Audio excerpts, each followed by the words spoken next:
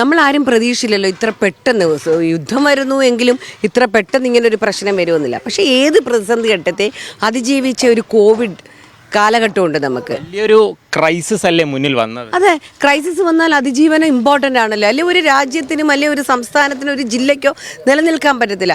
തൊഴിലാളികളുടെ ജീവിതത്തെക്കുറിച്ച് ചിന്തിച്ച് നോക്കുക. അവർക്ക് ഒരു ദിവസം എത്ര രൂപയുണ്ടെങ്കിലും അവരുടെ പല അടവുകളും ഉണ്ട്. അതൊക്കെ നടക്കണമെങ്കിൽ അപ്പോൾ അവർ തയ്യാറാണ് എന്തും ചെയ്യാൻ. അപ്പോൾ പഴയ ഒരു കാലഘട്ടം വിറവിൽ വയ്ക്കുന്ന ടേസ്റ്റ് ഒരിക്കലും കിട്ടത്തില്ല.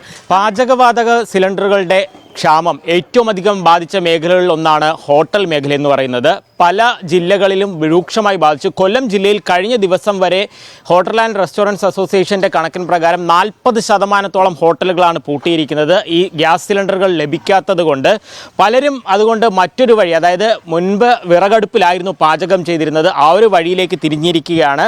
കൊല്ലത്ത് തന്നെ ഒരു പ്രധാന ഹോട്ടലുകളിലൊന്നാണ് ജാജീസ് എന്ന് പറയുന്നത്. അവരും ഈ ഗ്യാസ് സിലിണ്ടറുകൾ ദിവസേന 4ഉം 5ഉം ഒക്കെ ആവശ്യമുണ്ടായിരുന്നു. അത് ലഭിക്കാതെ വന്നതോടുകൂടെ വിറകടുപ്പിലേക്ക് തിരിഞ്ഞിരിക്കുകയാണ്.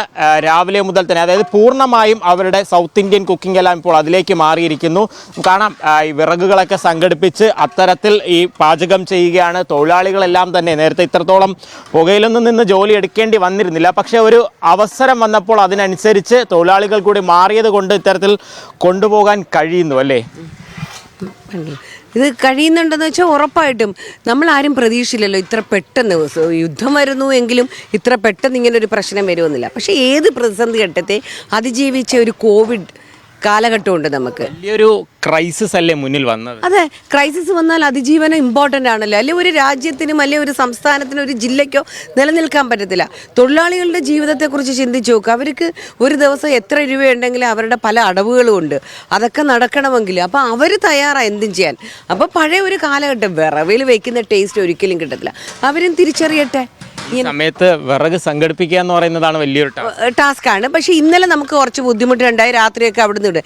ഇന്ന് ഞങ്ങൾ അതിന് പ്ലാൻഡ് ആണ്. നമ്മൾ വിറവ് മേടിക്കാനും നമുക്ക് പഴയ കുറേ വിറവുകൾ ഇരിപ്പുണ്ട് സ്റ്റോക്ക്. അത് കീറി എടുക്കുക എന്നുള്ളതല്ല, അത് മിഷൻ വഴി കീറി നാളെ മുതൽ നമ്മൾ സ്റ്റോക്ക് ചെയ്യും. ഇത് ഇന്ന് ഇപ്പോൾ തുടങ്ങിയത് രാത്രി വരെ ഇങ്ങനെ നിൽക്കും. കാര്യം ഫ്രഷായിട്ട് സാധനം കൊടുക്കുക എന്നുള്ളതാണ്. നമ്മളെ ഉദ്ദേശിച്ചിട്ട് ഒരുപാട് പേര് ആൾക്കാർ ഭക്ഷണം, ഈ ഇന്നത്തെ ഫാസ്റ്റ് ലൈഫല്ലേ, രാവിലെ ഫുഡ് എടുക്കാതൊക്കെയാണ് ജോലിക്ക് പോകുന്നത്, എടുക്കുന്നതൊക്കെ. അപ്പം അവരൊക്കെ നമ്മളെ പ്രതീക്ഷയോട് വരുന്നതാ. എല്ലാം 60% പൂട്ടിയതാണ് ഇന്നത്തെ കണക്ക്.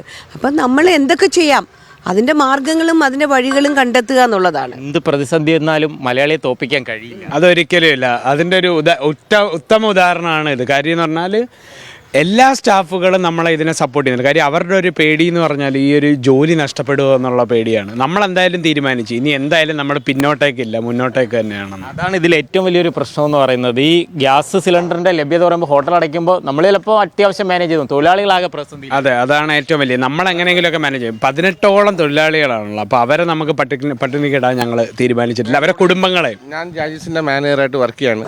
എന്നെ ഏറ്റവും കൂടുതൽ എനിക്ക് സന്തോഷം എൻ്റെ മാഡവും മോനും നമ്മളെ കൂടെ ഏറ്റവും വലിയ സപ്പോർട്ട് ചെയ്യുന്നത്. നിങ്ങൾ കൂടെ സപ്പോർട്ട് ചെയ്ത് നിൽക്കുന്നതുകൊണ്ടാണല്ലോ. സപ്പോർട്ട് ചെയ്യുന്ന അവരുടെ സപ്പോർട്ട് കൊണ്ടാണ് നമ്മൾ ഇത്രയും എത്താൻ പറ്റിയത്. കാരണം നമുക്ക് വേറെ സ്പേസ് ഉണ്ടാക്കി തരികയും അതിനുവേണ്ടി പാചകം ചെയ്യാൻ വേണ്ടി തയ്യാറാവുകയും എല്ലാം തന്നെ.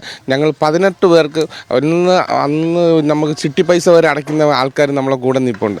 അവർക്ക് പോലും ഒരു ബുദ്ധിമുട്ടില്ലാതെ എല്ലാ കാര്യത്തിനും സപ്പോർട്ടും, രായ്ക്ക് രാമനും രാത്രി 12 മണി വരെ നമ്മളെ കൂടെ നിന്ന് അത്രയും ഉറപ്പോടെ നമ്മളോട് ഇപ്പോൾ സപ്പോർട്ട് ചെയ്തതിന് വളരെ നന്ദിയും സ്നേഹവും. ഈ പറഞ്ഞതുപോലെ ഇത് തന്നെയാണ് ഈ മേഖല എന്ന് പറയുന്നത്. ലക്ഷക്കണക്കിന് ആളുകളാണ് ഇതിനെ ആശ്രയിച്ച് പലയിടങ്ങളിലായി ജീവിതങ്ങൾ മുന്നോട്ട് കൊണ്ടുപോകുന്നത്. അപ്പോൾ ഒരു അതിജീവനം നടത്തേണ്ട സാഹചര്യം എത്തിയിരിക്കുന്നു. വലിയ ഒരു പ്രതിസന്ധിയാണ് മുന്നിൽ കണ്ടത്. പക്ഷേ അതിനെല്ലാം തന്നെ ഇത്തരത്തിൽ നേരിടും എന്നുള്ളതാണ് ഇവർ പറയുന്നത്. പക്ഷേ പല കടകളും, ചെറിയ ചെറിയ കടകൾ പലതും അടച്ചു പോയവർ ഇനി എന്ത് ചെയ്യണം, എങ്ങനെ വീണ്ടും തുടങ്ങാൻ കഴിയും, വിറകിൻ്റെ ലഭ്യത, വിറകിന് പലയിടത്തും വില വർദ്ധിക്കുന്നു എന്നുള്ളൊരു കാര്യമൊക്കെ വരുന്നുണ്ട്. അതിനെയൊക്കെ നേരിട്ട് അധികം വൈകാതെ ഈ പ്രതിസന്ധികൾ മാറിക്കഴിഞ്ഞാൽ ഹോട്ടൽ മേഖലയിലും പ്രതിസന്ധികളില്ലാതെ മുന്നോട്ട് പോകാൻ കഴിയുമെന്നുള്ളത് തന്നെയാണ് പ്രതീക്ഷ. കൊല്ലത്ത് നിന്ന് അൻസമാനൊപ്പം ലിജോ റോളൻസ്, മീഡിയ 1.